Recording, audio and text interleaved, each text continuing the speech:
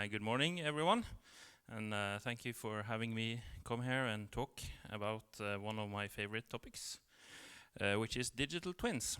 Today I'm going to talk about what we did at Equinor when we decided to create our version of a digital twin, and the things that we see in hindsight were the things we did right and managed to get it out of the lab and into the open. It all started with this oil field. This is the Johan Sverdrup field, one of the largest oil fields outside Norway at this point. Each of these platforms is about twice the size of this hotel. They are the size of a football field, 120 by 60 by 40 meters. And you see at the far right, you can see the hotel, which is a 560-room hotel, where all the workers work when they are out here. And when we started this this journey, our CEO decided that he wanted a digital twin because he believed that a digital twin would make the completion of this offshore installation much quicker and much cheaper. And so the first question, of course, is always: do we buy? Do we build?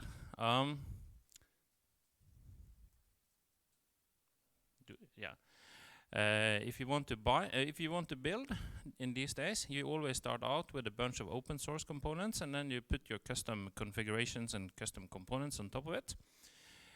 Or you can buy a platform, put some customizations on, and then build custom components on top of that. Or you can you can buy a commercial product and then put your configurations on top.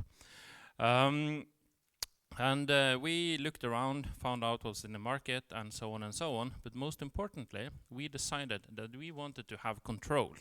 We wanted to be in control of developing our own digital twin because we saw that the value we could get out of it was much higher than whatever it would cost. It was also cheaper to build than to buy back then. Since then, a lot has happened. So it does not necessarily mean that it is cheaper to build today, but we have continued building because we see that the value we get in operating model improvements or operating improvements and operational excellence is much higher than the cost of building. And so we started this journey back in 2017. That is a long time ago in the IT world, with establishing this project. And then we went out into the market, started looking at different products and so on and so on. Wasn't a lot available. So they looked at us in the software development community and said, can you establish a prototype on iOS? Which we did. Took us about 2 weeks to establish like a bare bones example of what this would look like. And then we started building this iOS and HoloLens version. Built for 6 months, released, continued building, released version 2, and so on and so on. And this has continued all the way up to today. We still have about 16 or 20 developers continuing to develop, continuing to hook things into the digital twin so that it creates value for us. What does it look like? This is one of the editions of the HoloLens. This is the edition 1. And here you can see my colleague Rikke, who is using the HoloLens to plan how to complete part of the commissioning, which is what we do when we put everything together in the field. We have to put everything together, and having the HoloLens to see that everything is okay is one of those things that makes it a lot easier. So instead of going back and forth and trying to interpret the drawings, you could just project the drawings onto the real world and it would show you. And if you join me at the round table afterwards, I have a video where which is a bit too long to show now, but where you can see how this looks from inside the HoloLens. The other version is the iPad version. It runs on a iPad mini in this case, but it also runs on the regular iPads on laptops and all kinds of stuff. That allows the end user to to look up information in the and use this to navigate from wherever he is to wherever he wants to go. The entire field is about 1.2 kilometers long and has 150,000 items per platform. So it's a lot of stuff that, and when it's a new platform, nobody knows where anything is. So it's a lot of stuff that you have to find, and this helps you find it because you can look it up, you can search for it, and then you can get shown how to get there. And this whole project of the digital twin, it allows us to take that process all the way from construction using virtual reality, where we could visualize the whole platform, walk through everything, and see that everything is as we planned it to be. We can then use that as to verify during construction, during building in the yards, because you can take the HoloLens, put it on, go out into the yard, see that the walls are where they are supposed to be. Surprisingly often they are not. You can see that all the piping goes where it's supposed to go. Surprisingly often it does not. And so on and so on. And that also, of course, has a lot of cost impact, because fixing things in the yard the same day is much cheaper than fixing it in the field when you have to fly people out and maybe take things apart to put it together again. So this process alone saved us billions and billions of kroner or euros or hundreds of millions of euros. And then, of course, during completion, we had the same. We had accurate drawings, which allowed us to work more effectively in the field. So we were doing some experiments, and we saw that we took around 10,000 steps away from the average end user. So we went down from about 25,000 steps to 15,000 steps. And just the time savings on not walking 10,000 steps per day is significant. And for 1,000 workers, it becomes quite a lot. So 10,000 steps, 1,000 workers, 2.5 years, that's a lot of savings just there. So it was a good thing for us. So what does our digital twin look like? Well, we have a lot of source systems. And these are the things that we built over the past 30, 40 years. Equinor is an old oil company. We've been heavy into technology and digitalization for many, many years.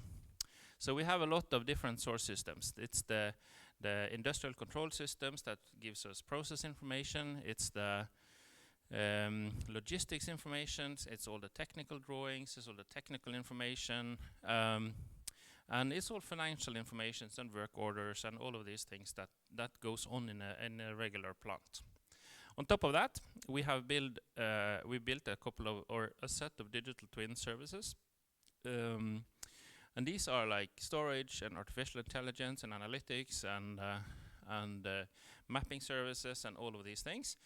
And these are then built on our in-house data platform, which is built on top of Microsoft Azure, and is then made available for the user devices. So we chose quite early to go with Unity as our development platform for the end user devices, and that means that the end user experience is the same on the laptop, in the virtual reality, in the HoloLens, on the tablet. So if you are kind of sitting at your desk and you go out and you pick up the HoloLens, it's the same user interface, it's the same menus, it's the same way of looking at it, and that makes it a lot easier for the end users to make this or to use it. And that was one of the things that the users liked a lot, was this ability to quite quickly pick it up and make it work. So what did we learn? Oh, sorry, yeah. So what did we find out when we were trying to do this product development? Well, it's easy to think about this as a technology development thing. But it is also important to keep in mind that everything we do is about people and technology and organization that works together. And they follow or they fill different purposes because the organization sets the rules of whatever you're trying to do. In this case, it was completion, commissioning, all of these things. Technology can be used to then automate these rules, but it cannot be used to automate rules that you don't understand. And this is true even for artificial intelligence solutions. You cannot automate what you cannot understand. And that means that you have to pay attention to the end users, because they are the resilience. They are for all the things that you didn't know, for all the things that you didn't think of. And this combination of people, technology, and organization was the focus, getting this to work right.